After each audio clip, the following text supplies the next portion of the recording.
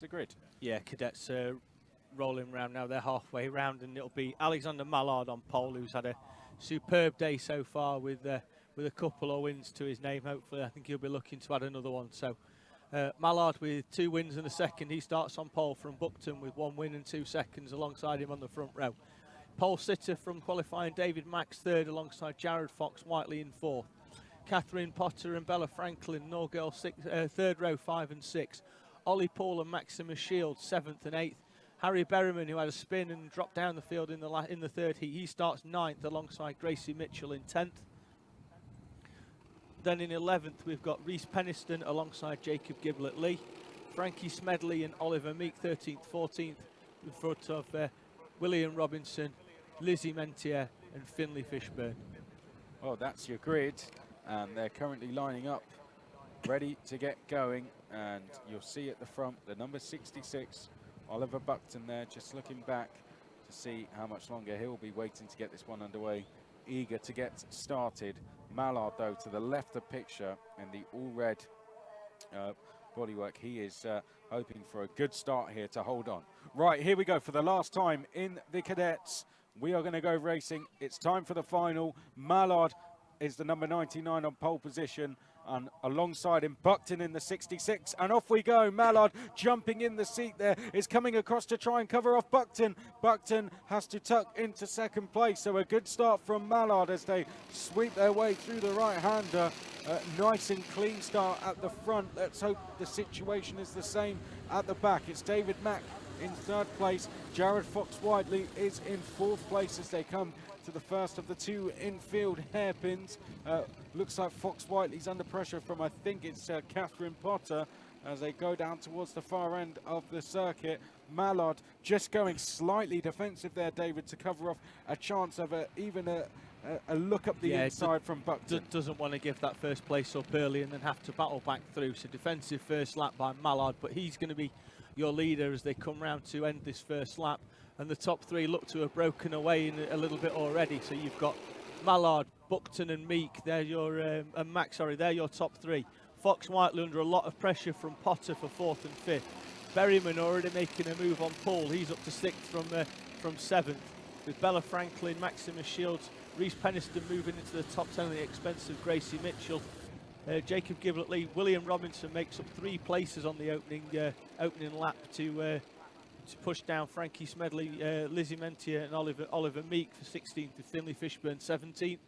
But it's a superb start really for the opening couple of laps for Mallard. He's holding it tight at the front, and he's going to make it very difficult, I think, for Buckton and Mack to come past him. I think Buckton might have to go round the outside again like he did last time as he tries here.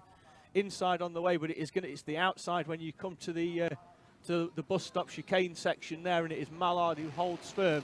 And I think that's where Buckton's strong coming out of that last complex, but Mallard's going to make him go round the outside there and make him work for first. I fear for the 3 leaders that the train is going to only get bigger, because Fox Whiteley and Potter are closing in, and quickest on track is the driver actually in 6th place, chasing those 2 down, Harry Berryman. So Harry Berryman, who's had an up and down day, is it all going to come good for him here in the final, I wonder? There he is in the number 2, 3rd in this queue. And is he about to make a move here on Potter? Potter leaves the door open, in fact, Potter running a little bit wide there, but Berryman not quite able to get the run that time as the 3 lead. In fact, yes, Berryman did in the back of shot. He is up to 5th place. Here come the 3 leaders then through the first few corners. It's still Mallard, Buckton and Mack, your top 3. Then we have Fox Whiteley, Berryman, Potter. Looks like the fastest lap once again for Harry Berryman. He's absolutely flying out there. This lap number 4 now. Trying to get on the back of Jared Fox Whiteley, who, and there he goes, tries to make a move down the inside of Fox Whiteley into that bottom complex. Fox Whiteley very wide, and it is Berryman who takes 4th place from him. Potter's going to look to try and get a move back on there. I mean, Fox Whiteley in general has gone under the radar quite a lot today, and then he's turned up on the back of the front trio. He's been consistent, kept himself out of trouble. finds himself in the front pack and doing very well there on the back of Berryman. But Berryman is on a charge through the field, having started probably lower than he'd have expected, having had that spin in the third heat. So he's charging through, and it's fastest lap after fastest lap so far for Berryman. Unsurprisingly, Harry Berryman is the fastest driver out there. There goes Catherine Potter past Jared Fox-Whiteley, but it is Harry Berryman quickest at the moment. The gap to the leaders is less than a second for him as well, so he is absolutely flying. We've also got then in behind, I think we've got Bella Franklin and Ollie Poole, Maximus Shields, Reese Peniston. They are all closing in on the group ahead, but we're side by side for the lead through the chicane, and Buckton was alongside for a long time of Mallard there, but the closer they got to the chicane, it was who was going to fight first, and Buckton in the end sensibly backing out of risking any silly moves at this stage. Mack, David, waiting patiently in third place at the moment. Yeah, I think you can sense that the front two are going to start battling it out for the lead within a couple of laps as we come down to 5 to go. But it is still Mallard from Buckton, from David Mack, Harry Berryman, who seems to have a lot of support coming in via the social media channels, people willing him to get onto the back of this front three and make it a 4-horse race for the lead. And I think the gap does look like it's closing slightly on a few previous laps, but it has extended a little bit more now to 1.3. Well, I was going to say, now he has the assistance of Catherine Potter, though, who's quickest on track. Not for the first time today. We've said that quite a few times today. And 4 laps, a lot can happen in that time, can't it? You know, once the 3 drivers start battling, it takes the matter of a few corners for a 1-second gap to close down. So, yeah, very much. I mean, Catherine Potter's she's set a few fastest laps during races today, and then all of a sudden there'll be a spin that's been involved in, and that does unfortunately count against her in races that are only 8 or 9 laps. If you get involved in a spin or anything like that, your race is done. But speed-wise, you can't deny that she's got the pace to be running at the front. And the gap, I tell you what, Harry Berryman has just set a new personal best. Has brought the gap down to the 3 leaders ever so slightly, but the problem for Berryman is that the 3 leaders are not battling, and they don't look like they're going to be battling at any time on this lap. As I say that, Buckton getting closer to Mallard. Right, could this be race on as we approach the final 2 laps of the race? Buckton through the right-hander. Looks like he's about to line up a move here into the 2 hairpins. He had the space to potentially go for a move, but he's going to go for a slingshot instead. Mallard defending. Mack right there with them as well, and here he goes. This is his typical approach, isn't it, It is, David? round the outside, but they're slowing each other up, and it's bringing Berryman and Potter back into it. They're back to within, probably the gap's halved now from what it was the previous lap. Potter with another fastest lap on that one, and it was just, and Berryman just a little bit slower, so they're dragging themselves onto the back of this battle just as it's starting to get interesting with 1.5 laps left. It's Mallard from Buckton, Mack, Berryman, Potter. That's your top 5. This will be your battle for the win here. Buckton looking to put a move, but Mallard so far today been very defensive, but not now as Buckton goes for the inside.